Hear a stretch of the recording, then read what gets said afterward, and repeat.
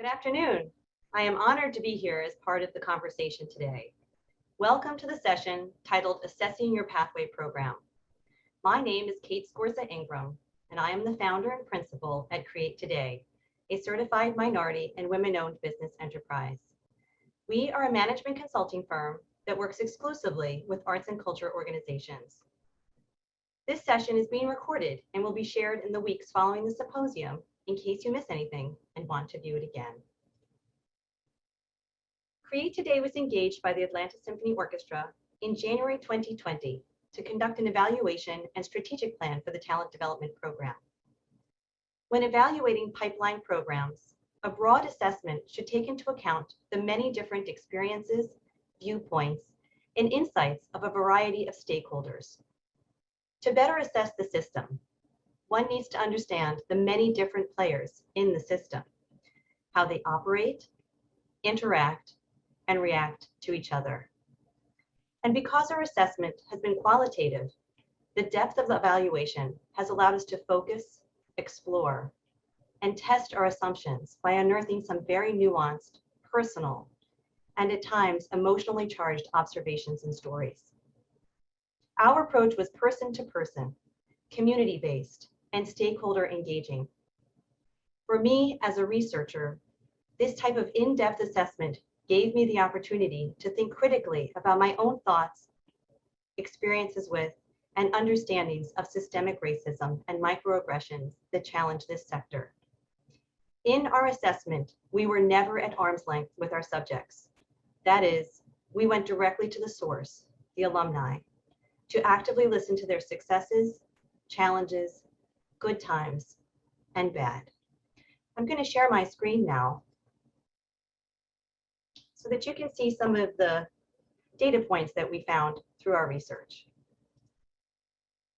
We started the process by cultivating a planning committee comprised of ASO musicians, board members, and staff.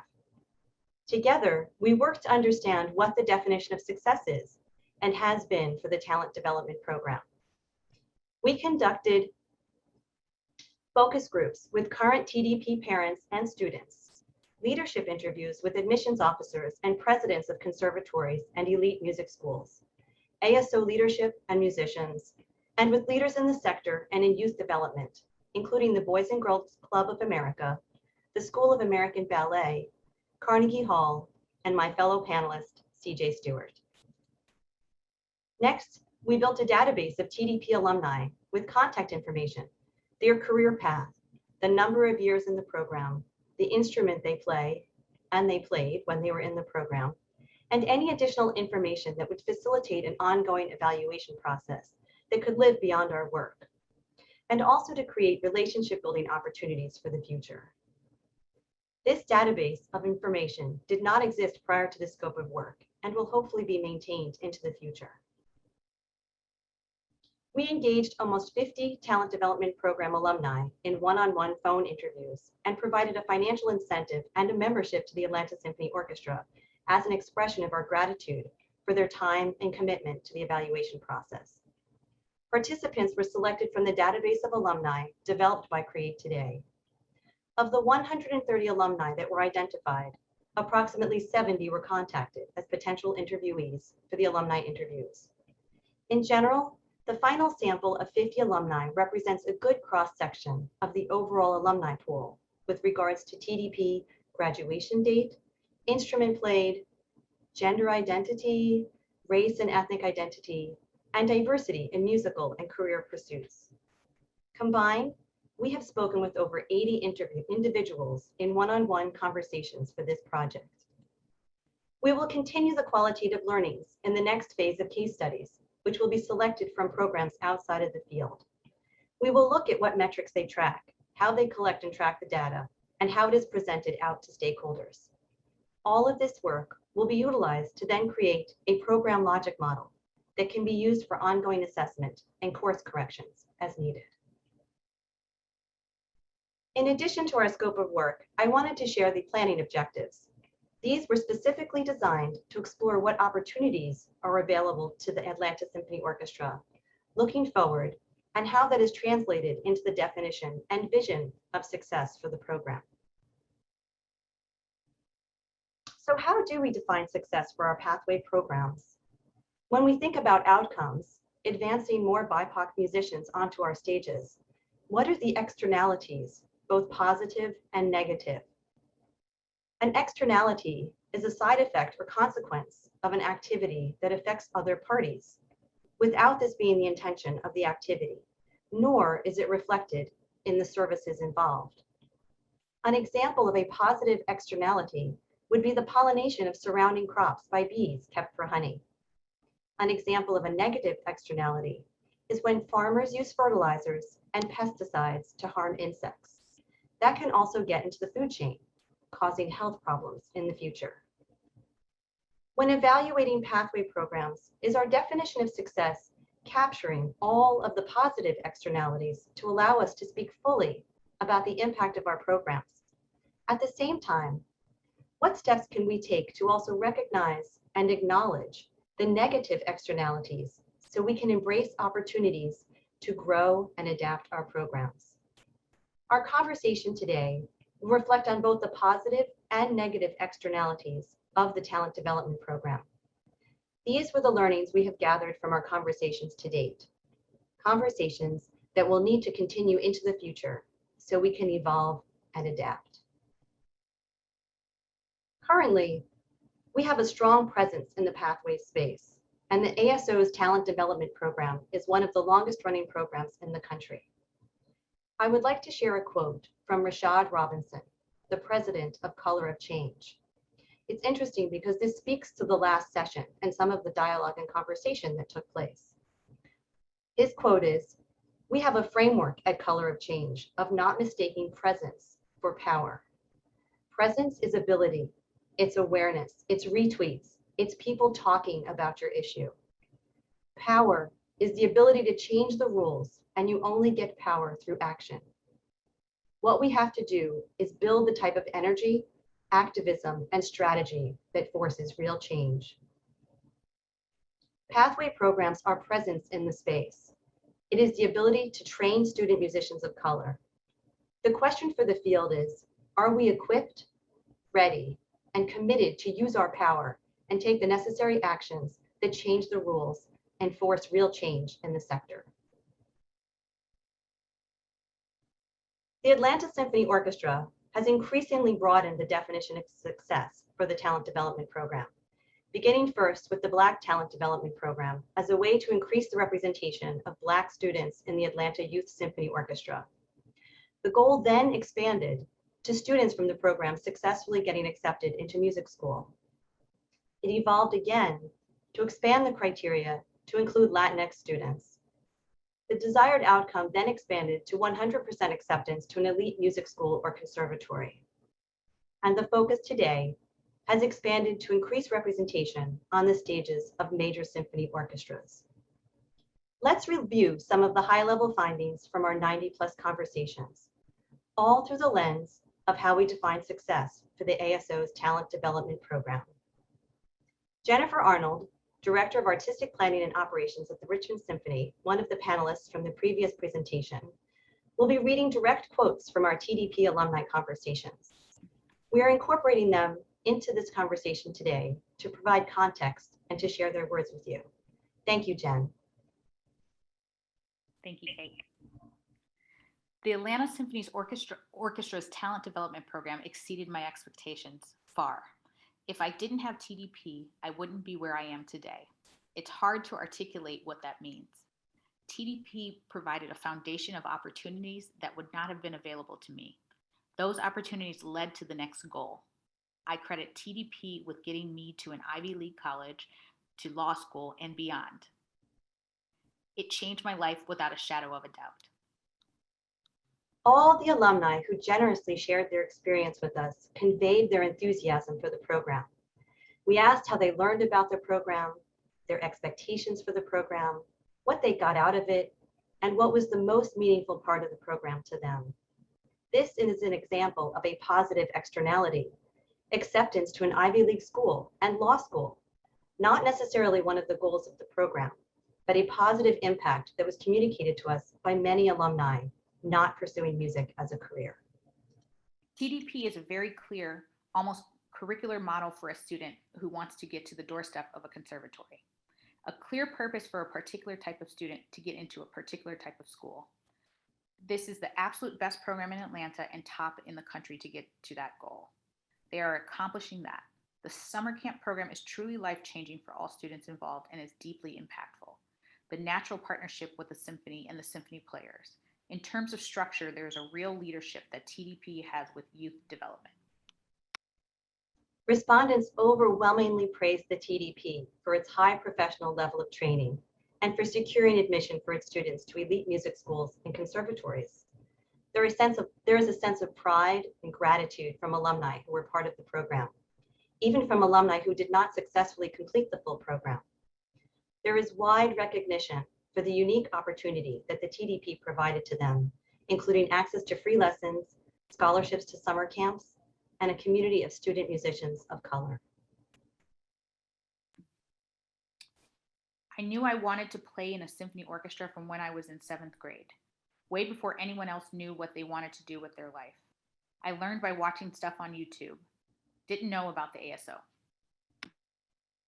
The majority of alumni reported that they knew very little about the ASO, the Woodruff Arts Center, or the TDP before they auditioned for the program. I was just repeating what Jennifer Barlament had said in the last session about how 85% of alumni reported that they had minimal to no interaction with the ASO prior to auditioning for TDP. The remaining 15% of alumni reported that they had moderate to a lot of knowledge of ASO prior to TDP. We heard several reasons for this. A few alumni were already training with an ASO musician as a private teacher, and a few others through attending ASO concerts with their public schools. One alumnus recalled watching YouTube videos of major symphony orchestras when he was first learning his instrument, and only realizing he lived within 5 miles of the Woodruff Arts Center, the home of one of the greatest symphonies in the world, when he went for his TDP audition. Susan Fader at the Mellon Foundation indicated that this is not unique to the Atlanta Symphony Orchestra. When we consider how we define success, looking at all of the positive externalities, could it also include increased awareness about your local symphony orchestra? As far as a mission statement goes, it could evolve. TDP, in addition to helping us become great musicians, they also helped us mature as people. They showed us how to learn, how to be dedicated, and how to succeed. Those are all qualities that can be applied to other things than just music. There are many people that don't get those types of experiences. TDP afforded me not just a background in music, it helped me get to where I am today, which doesn't involve a career in music. 20% of the alumni we interviewed self-reported that they are professional musicians, and 36% of TDP alumni are still in school pursuing a degree in the field. Therefore, almost half, 44% of the interviewees do not fit the definition of success as defined by the Atlanta Symphony Orchestra. Are the goals inclusive of all possible career paths? What message are we sending to our future music educators, classical music patrons, orchestra donors, and parents of musicians when we set up our definition of success? If I went up against the people in TDP now, I wouldn't get in, and that is disheartening. I have the will to work at it and not the money. Now there are people who take private lessons for years to prepare to get into TDP, and that's not the person who this program was supposed to help. It was for me, whose parents couldn't afford the lessons. With regards to socioeconomic status, 34% of alumni explicitly mentioned a concern about the accessibility of the program. Alumni talked about how the program is becoming too prestigious and inaccessible to the student musicians who don't have the family resources, nor support to get them to the level where they would be a competitive candidate for the program. How are we defining success here? Who is our target audience? As someone cautioned yesterday in one of the panels, we are not here to poach candidates from our neighborhood music schools. So how do we therefore successfully recruit for the program and have the greatest possible impact? Weekly lessons for 1 hour, actively engage in thinking and getting better.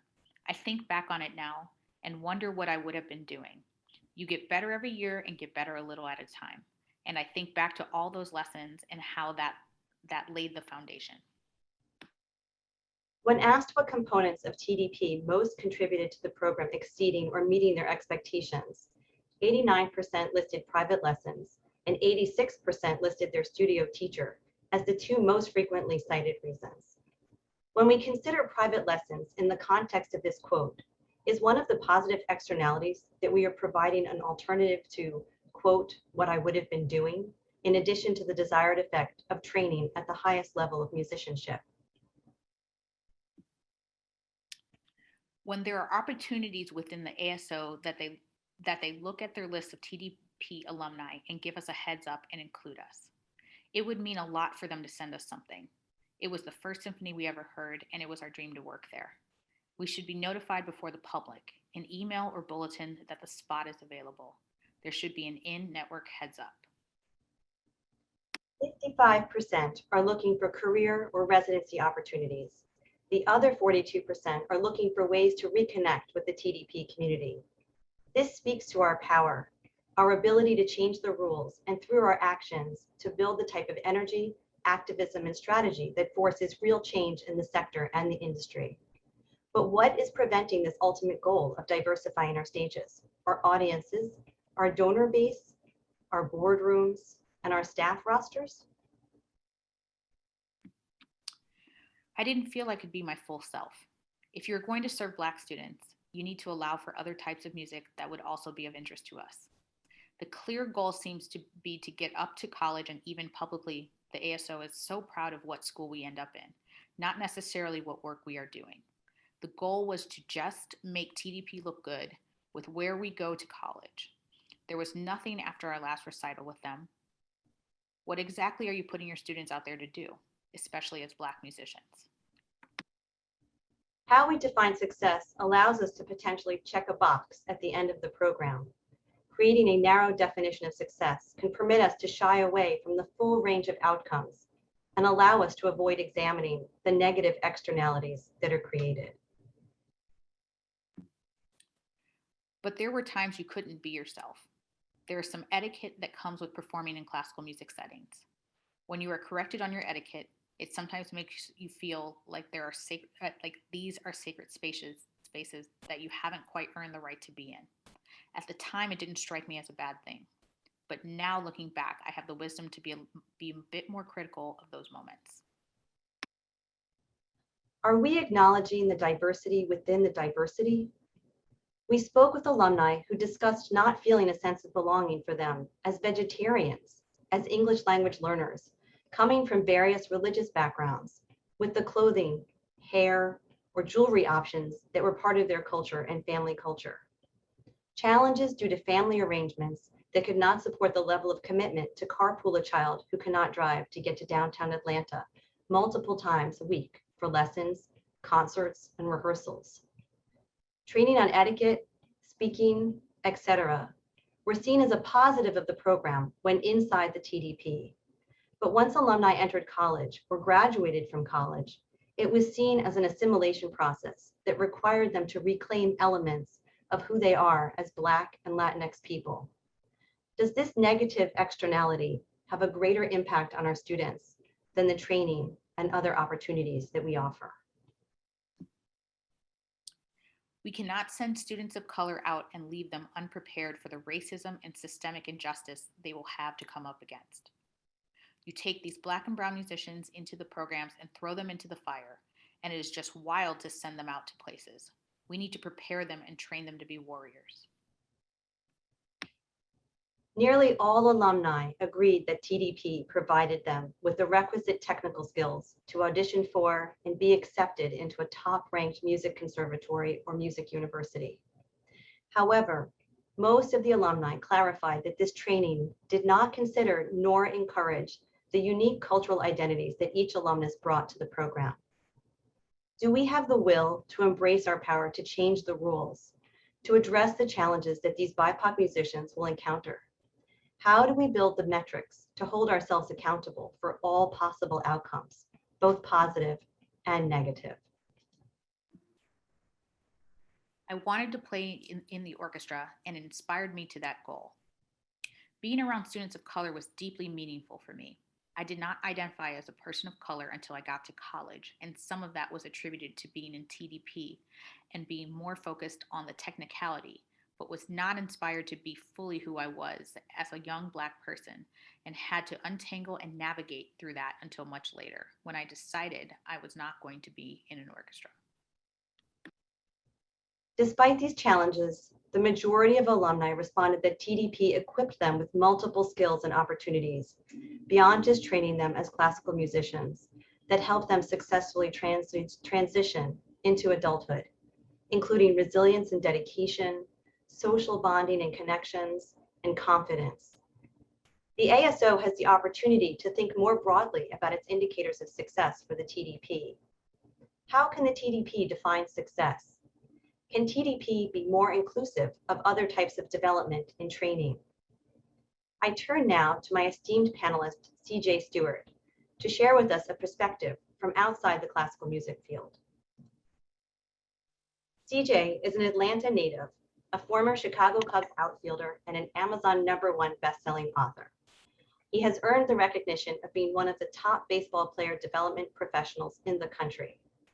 CJ and his wife, Kelly, oversee 2 business ventures that they started together. The first is the Diamond Directors, where they train and develop some of the country's top amateur and professional baseball athletes. They have achieved unmatched success in the player development industry. Through their nonprofit organization, L.E.A.D, which stands for Launch, Expose, Advise, Direct, they train and develop some of Atlanta's hidden treasures in Atlanta public schools. L.E.A.D provides inner city boys with the same opportunities to excel in life through baseball as the Diamond Directors' clients, with the focus being accessing higher education and community leadership. CJ, thank you so much for joining me today. It's a pleasure to be here with you all today. So CJ, please tell me a little bit and share with the rest of our audience here about your Lead to Legacy program. What gave you the conviction to start the program? So I tell you what, I actually having some success with my for-profit business, Diamond Directors. One of my clients, Stan Conway, who's a white man, and he's a very successful man. In fact, it was around 2007 amid the housing crisis, and he was involved in real estate. And while some people were really struggling to have a successful business, he wasn't. So he's really at the high echelon in real estate. And so I was training his son, and Stan is a white man. His son is a middle school age white boy as well.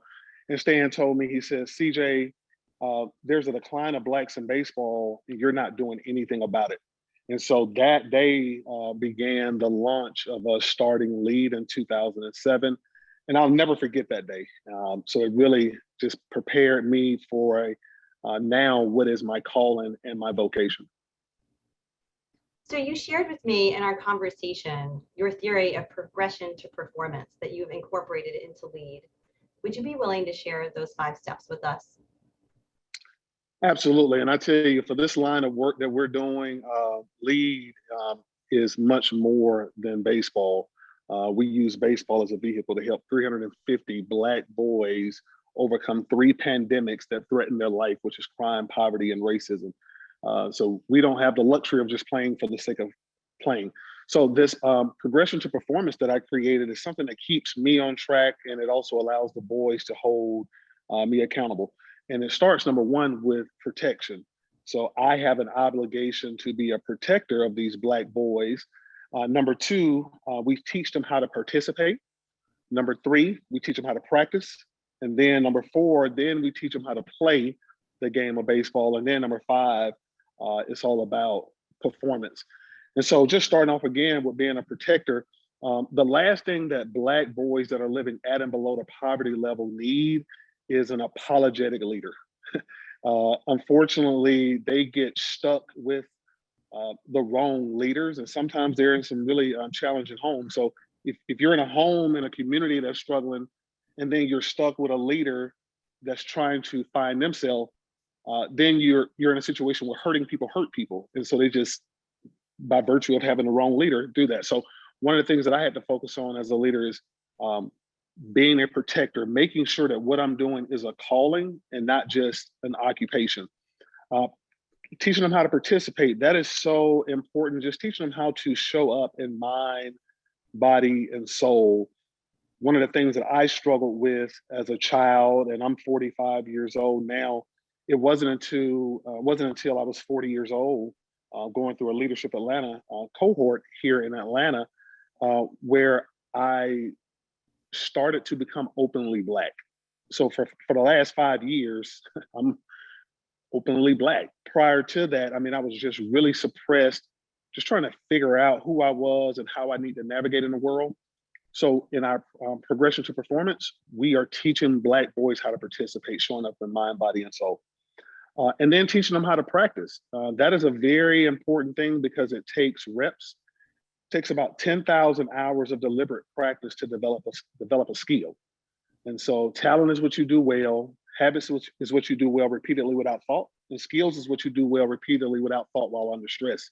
And like I always tell them, skills pay the bills.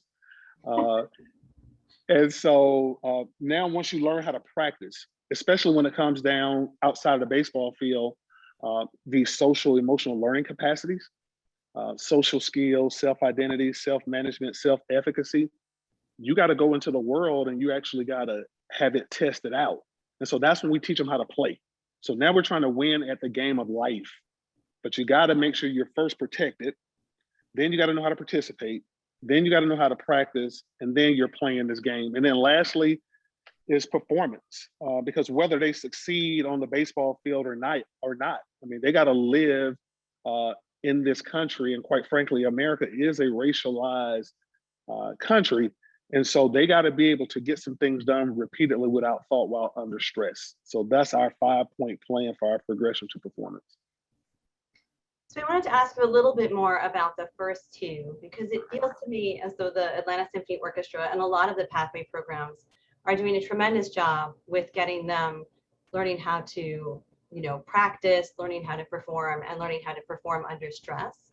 Can you talk to me a little bit more about how you create this sense of protection and how you give them the ability to show up? Yeah, so it's one of those things again where what I've learned as well too, L.E.A.D has taught me how to create an environment and create a system that is authentic, that just allows people to learn, not only for the boys, but also for myself and my staff. And so I believe everything starts with conviction, and then there's a connection. And for this conversation with our boys, connecting them to their purpose. And then you can create a consensus around what to do. So we aren't having conversations around the what to do until we have a conviction, creating convicting moments where we're really going deep and just having them challenge themselves as to why do you even exist? And then once we get to that point, then why are you even with L.E.A.D? So there are 4 questions that I've kind of helped me to develop my life mission. And what the questions that I asked myself was, CJ, what do you worry about? What do you dream about? What do you cry about? And what brings you joy? And so wrestling with those questions right there is a framework for conviction. Now I'm connected to my purpose. Now I have a consensus around what to do. Now I can start collaborating with others. And then we can start to see some change. So when we think about how do we create an environment to where we can be protectors, myself and my staff, we go through that process, and then we bring the boys along that process, because quite frankly, they're never gonna be honest about how they're feeling and what their dreams are unless they know they're protected. So you shared with me in our conversation also a little bit about how you recruit boys into the program. One of my favorite parts of the conversation was when you told me that you actually prefer that they've never thrown, caught, or hit a ball. So can you share with us a little bit about what criteria you use for recruiting boys into L.E.A.D? Yeah, so, again, going back to that experience that I had with Stan Conway when he just really rocked my world, even when I played professional baseball, I wasn't very good at hitting curveballs. And the fastballs, I hit them good, but I fouled off way too many, which is why I had a short career. But what was awesome about that is that was the foundation for what we're doing. And so in addition to doing that with Lead, for over 22 years, I've developed some of the Major League Baseball's top professional players, impact players. So this is on my Diamond Directors for-profit business. So when I'm showing up with Black boys through Lead, we scout and counted out boys that are struggling with grades, attendance, and behavior that come from low-income households. One of the first things that I'm saying to them, and I love the response, is no matter how good or how bad you are, I'm enough for both of us. Now, that's not meant to be arrogant, but it's just to help them to understand that you can relax in me. I'm good enough to develop you. And so the Bible speaks to languishing, which is to waste away and not to improve. The Bible speaks to that. And so that's something that we look at as well. So if you come to me on a scale of 1 to 10, 10 is amazing, and you're a 0, I'm going to tell you, and I'm going to tell you quick. But you're going to get better every year if you're with me, period. Even if we have a system set up that is so intentional that even with very little contact with me, with individual training, the system is going to allow you to develop. And so when I say that, it takes some time, but as I continue to repeat it, you're gonna get better, and I'm enough for both of us. We start to get amazing outcomes with boys who've never played this game before in their life. So, and remind me, I thought that we had also talked about part of your showing up was helping them, providing them everything they needed to get to practice, right? To show up to practice. What are some of the resources that you provide to the boys in Lead to show up for them? Well, one of the things that we have to do, transportation is a very big thing. I mean, the boys that we are committed to, again, because they struggle with grades, attendance, and behavior, these are counted out boys, and they don't have a lot of people that are flocking to them to help them. So starting out, I've got to make some guarantees. Now, because I used to be them, I already know that transportation is going to be an issue. Because I used to be them, I already understand that people are going to probably not be very sensitive to the trauma that they're experiencing. Being in poverty, and I know this, causes you to have this this mindset where it's oftentimes about survival.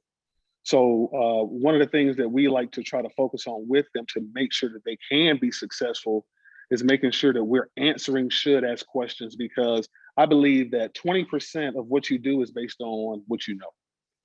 25% of what you do is based on what you don't know. But then 55% of what you do is based on what you don't know that you don't know that you know.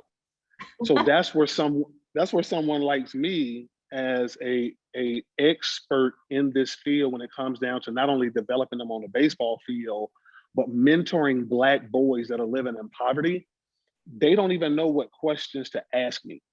So I know the questions that they should be asking me, and before they can even ask it, I've already given them the answer. And that's the kind of leadership and protection that Black boys need that are living in poverty.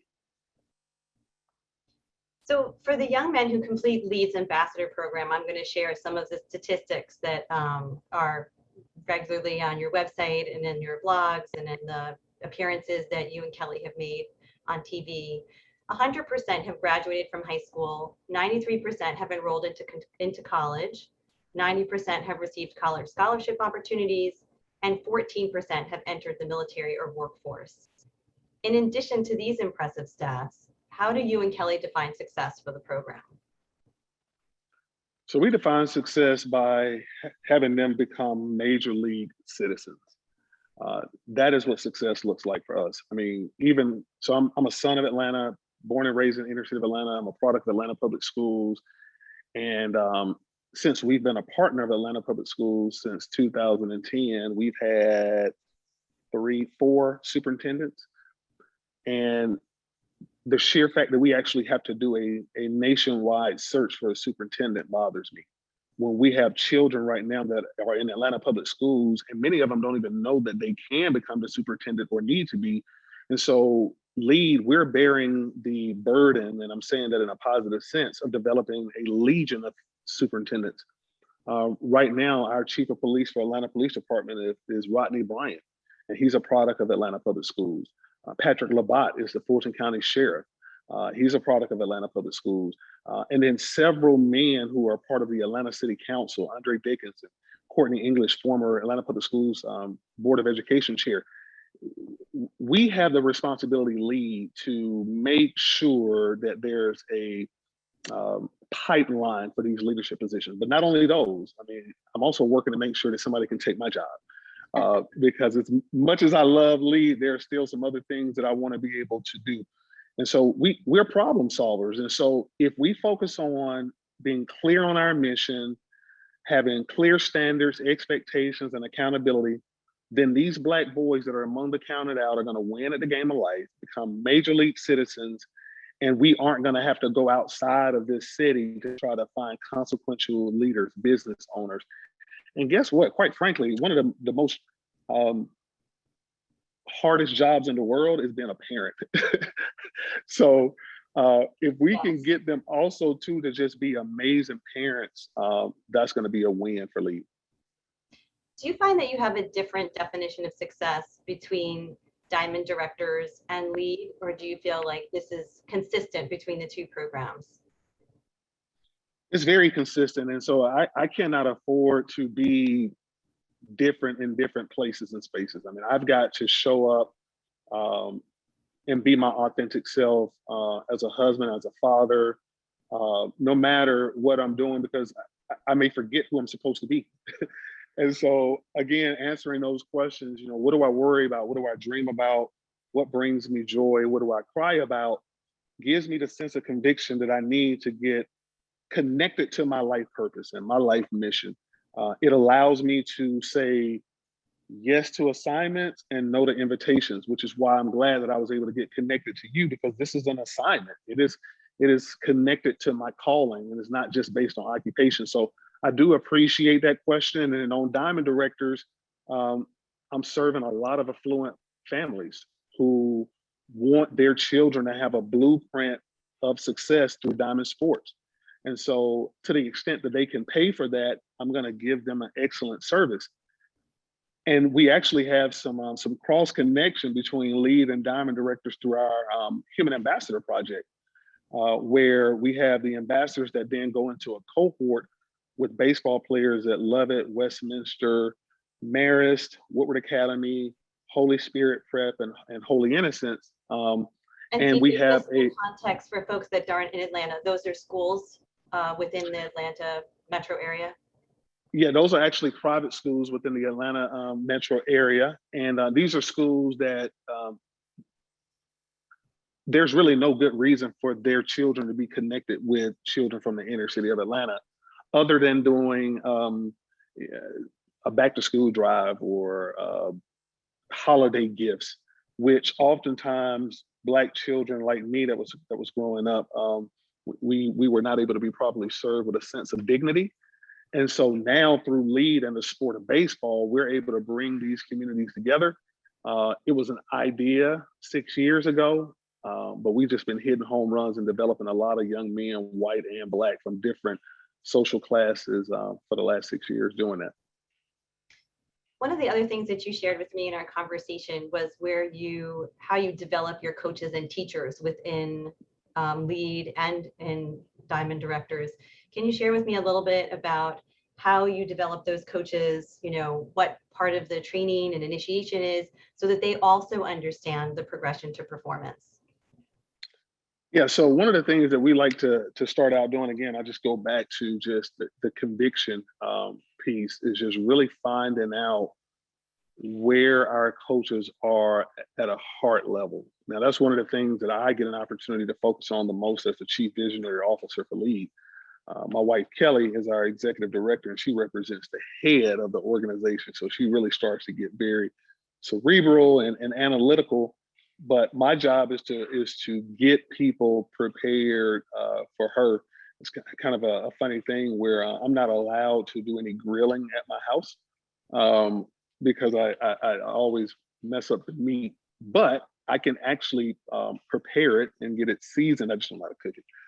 But that's what I do even within LEAD, where I really convict people to make sure that their heart is right, because our mission for LEAD is very clear. And we're not compromising it, to empower the next generation to lead and transform their city. And so we connect their hearts with our mission, and then we're able to get some great outcomes. But then I'll also add one of the cool things that we've been able to do now that we got into our own facility, our LEAD Center for Youth. Over the years, I've been developing a coaches curriculum, and just wanted to find a way to certify coaches to do things the LEAD way, focusing on Black children from the inner city of Atlanta that are among the counted out. And so then I just had this crazy idea, because for me, if it's easy to do or impossible, I don't want to waste my time doing it, but it's just got to be crazy to the point where you got to get some help and think outside the box. And so one of the things that I'm doing now is I'm actually certifying our ambassadors, boys who've never played baseball before in their life. So on a scale of 0 to 10, they're at a 1. But they're completing my certification, which is 12 hours in the classroom.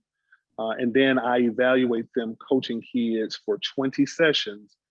And then now, this is not an idea, this has happened. Now they are coaching kids from the affluent Buckhead community, white families that are driving into our community in the West End, predominantly Black, predominantly poor, and their white children are being coached by our LEAD ambassadors, and they're paying them.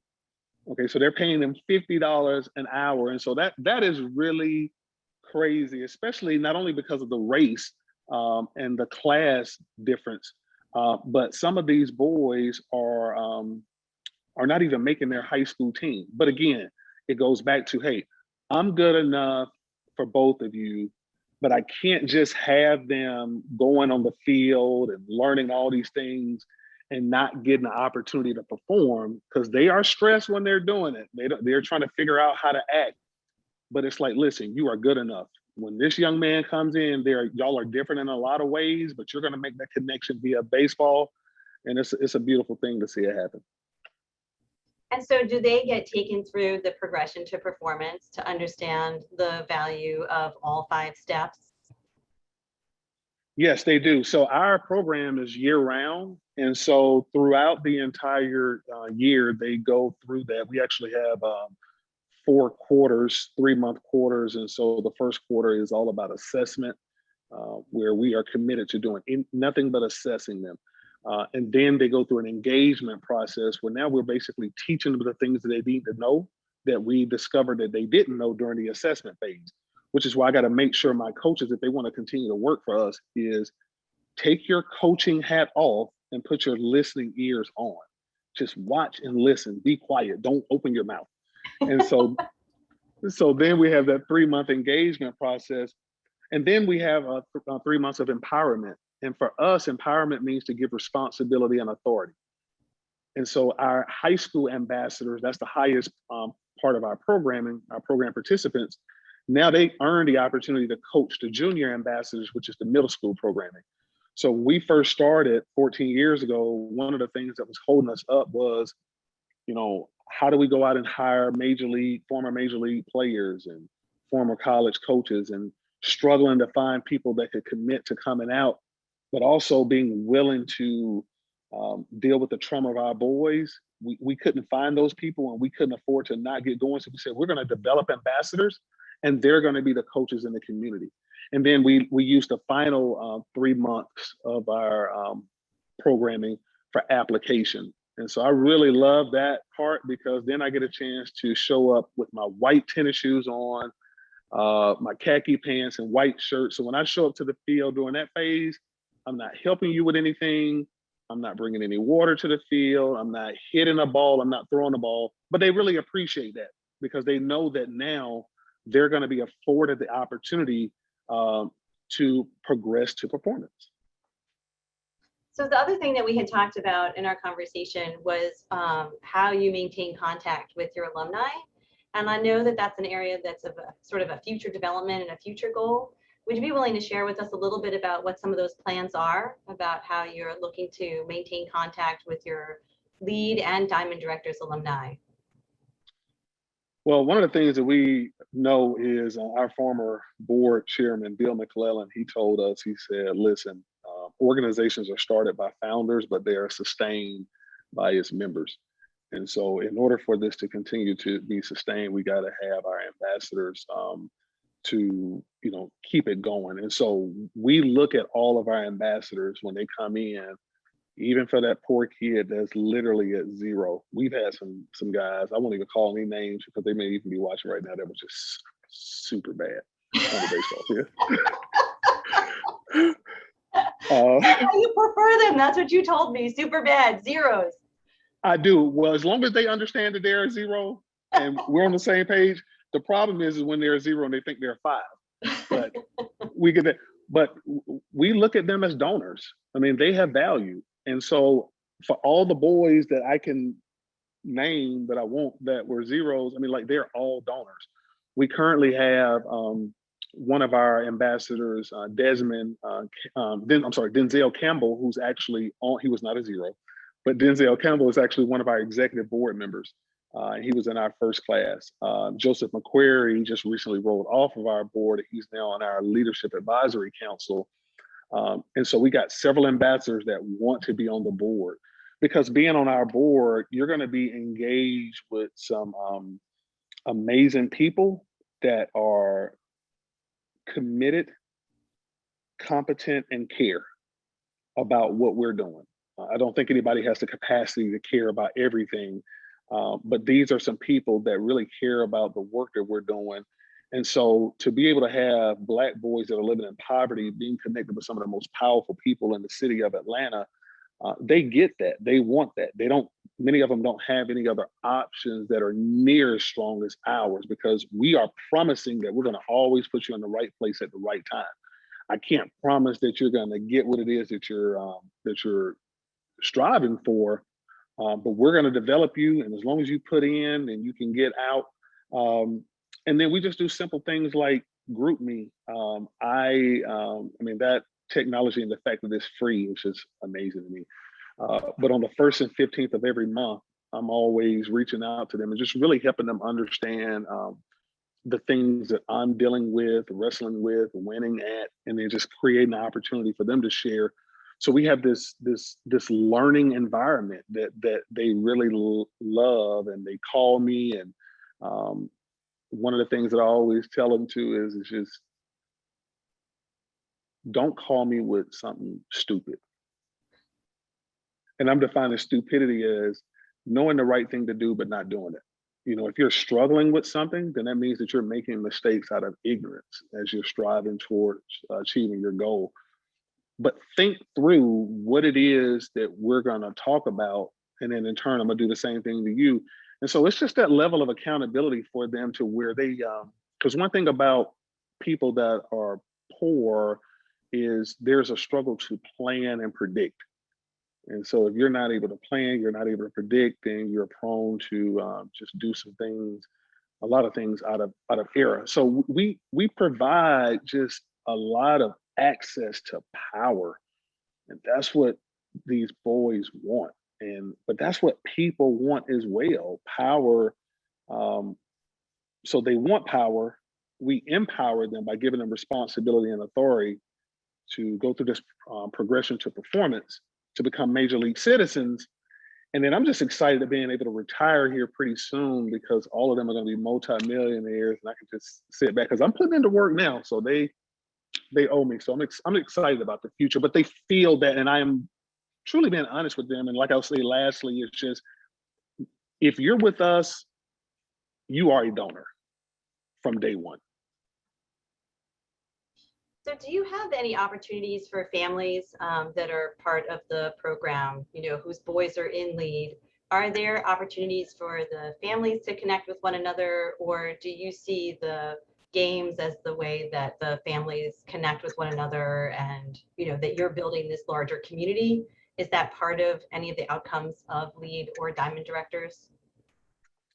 Well, starting with L.E.A.D, the families do love getting an opportunity to come out to the games. One thing about baseball is, especially dating back to the Negro leagues, baseball is been a strong part of Black culture for decades. In fact, um, during the height of the Negro Leagues, between baseball and the church, those are two of the top Black-owned businesses within the Black community. And then when they connected those two, you would go to church on Sunday and then you go to a doubleheader later on in the day. So families do love having that opportunity to do that.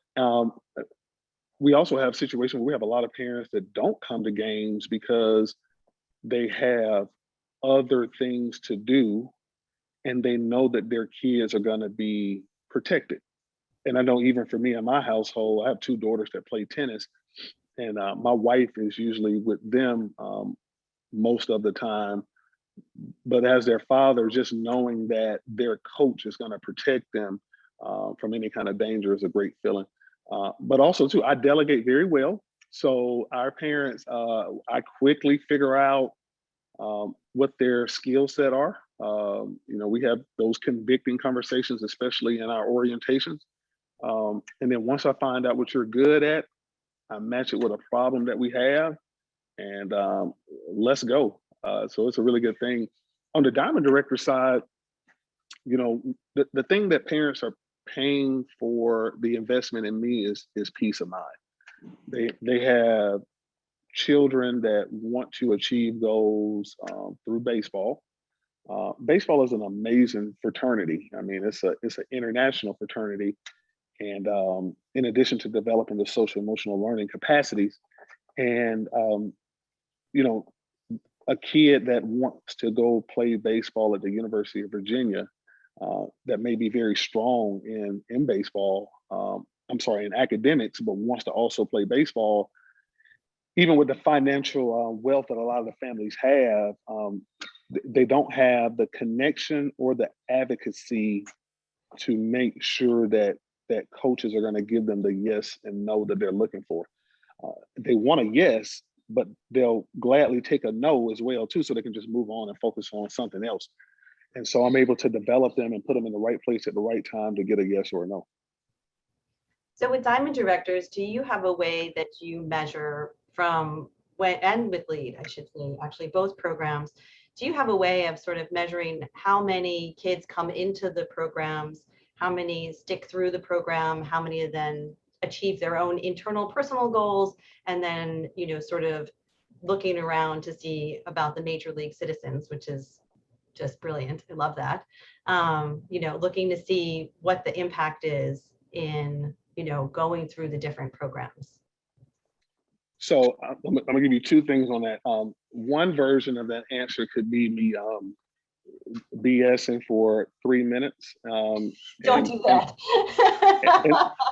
And then hopefully land on something. But truthfully, that's in my wife Kelly's wheelhouse as our executive director. But what I will tell you is that we do measure it. We have to measure it so that we can understand, is what we're doing working?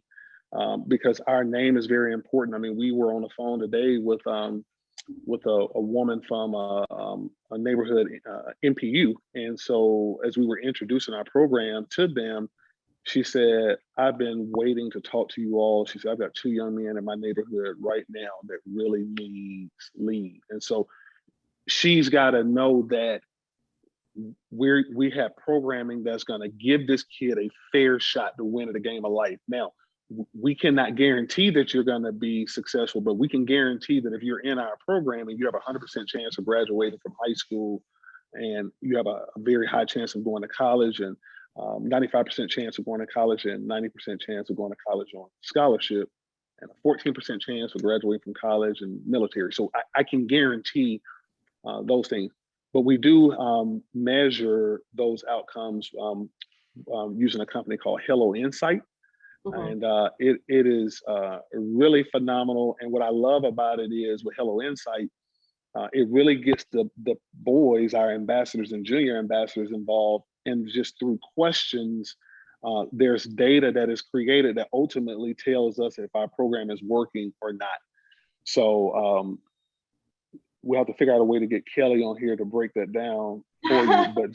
But we do it, and I'll say we have to do it, because if we don't do it, then we're just going to be some regular baseball team in the community, and that's not what we're wanting to do. That's great. I'm wondering if we have any questions. If anybody wants to post a question through the question and answer feature. If you send us something through the chat, we will most likely miss it. So I see a question here for CJ. CJ, how have you handled growth of your program? Do you have any advice on how to create sustainable growth that still preserves the program's mission? So that's another question that Kelly would be able to really knock out of the ballpark. But what I would say though is it starts with answering the question, what are we doing? Why are we doing it? Who does it help? Who does it hurt? What are we doing? Why are we doing it? So the what we're doing is the one that is really, really easy to answer. So whatever you're doing, you can answer it pretty easy. But when you get to the why you're doing it, if it does not bring you to tears, or if you can give a quick answer right away, then you probably don't have a strong enough why. And one of the things that we went through to even get us to the point of clarity is, we would say, I remember we first started out saying, well, why are you doing L.E.A.D? This was years ago. Because we want to help Black kids. And they're just kind of like, you're never going to raise any money doing that. And that's definitely not going to last. And they just kept chipping away. Why? And I mean, I literally got to the point where I was in tears and just really broke down. And then from that point of conviction, I started to speak with clarity around why I'm doing what I do. And I started to speak to the hurts that I felt, because at this point, I'm the tip of the spear. And allowing these boys to live their lives vicariously through me, not exactly like me. And I'll just say, I remember as a kid going to the Atlanta Symphony Orchestra when I was in Atlanta public schools for our field trips. And I used to get laughed at because I was one of the very few kids that like really liked it. But my mom, even though we were we were working class family and did not have a lot of money, they really worked hard to expose me to some things. So by the time I would go on those field trips, my parents had already been taking me. So it was like, I really like that. So those are some of the things that came up when I was being asked, why are you doing this? And then that led to my programming. And then when the going gets tough, we can keep going and be sustained. Case in point, again, a part of our mission is using baseball as a vehicle to help Black boys overcome 3 pandemics that threaten their life: crime, poverty, and racism. The racism piece is so important, and it's always going to be here because it's what I feel. Now, I love all kids, but I care most about the ones that I serve. And financially, we can only serve 350 boys, helping them become major league citizens. And so with those, we're able to do what we're supposed to do and keep it going because our mission is clear. CJ, we have another great question. There are such strong similarities from the discipline of athletics to classical music, but how can we get young athletes to the concert hall?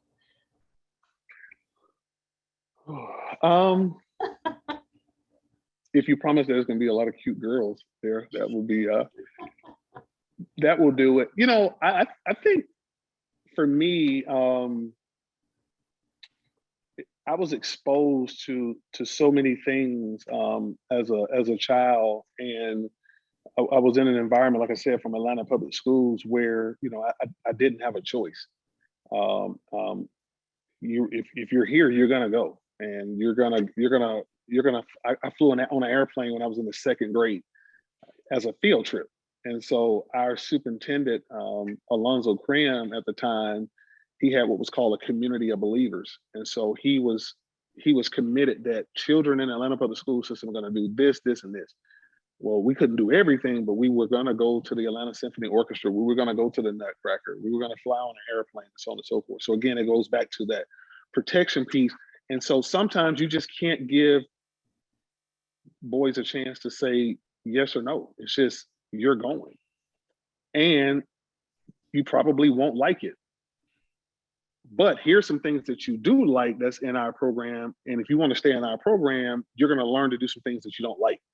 And so I would say for every 10 boys that we we took them to, oh my gosh, we took them to, I forget the name of it because I didn't want to go to this either, but we went to the opera, and it was in another language. And we were sitting there the whole time, and it was in another language. And but I would say probably about halfway through, I was saying to myself, like, this is really good. And as a coach, I started picking up on some things that I could use to teach.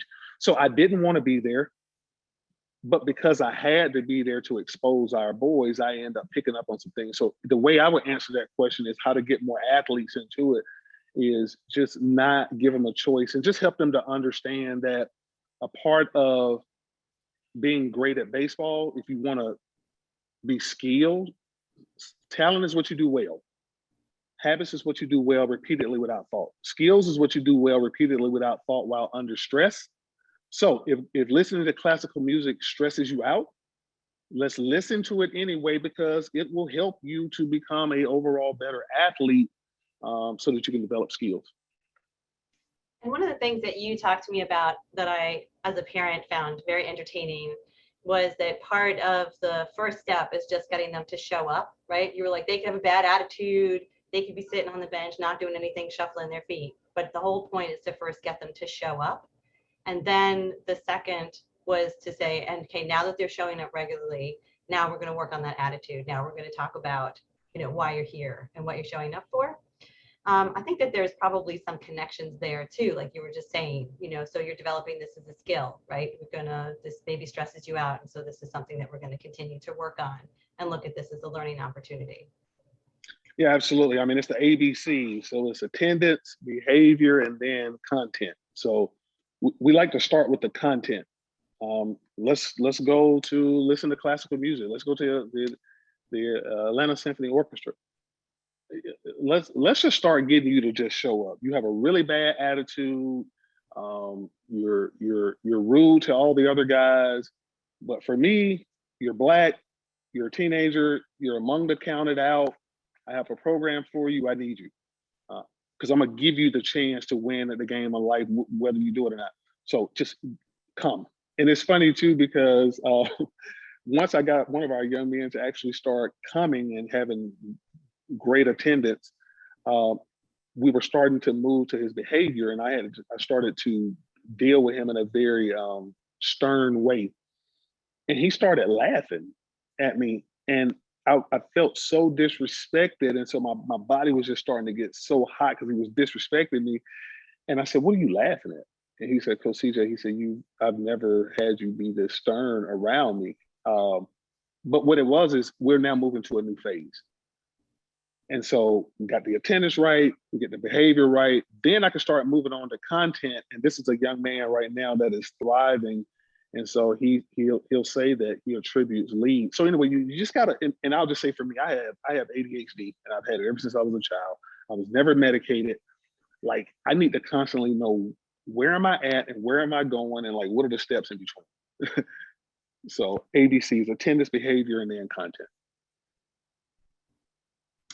I don't see any other questions in the Q&A, so I would like to take this opportunity. CJ, if there's anything else you think that you would like to share, anything we didn't touch on. I know I threw some questions that I didn't tell you I was going to ask, but you did great. And next time we'll keep Kelly in the sort of panelist queue here so that she can pop in to support you on those questions. Yeah, Kelly's awesome. Anything else you wanted to share?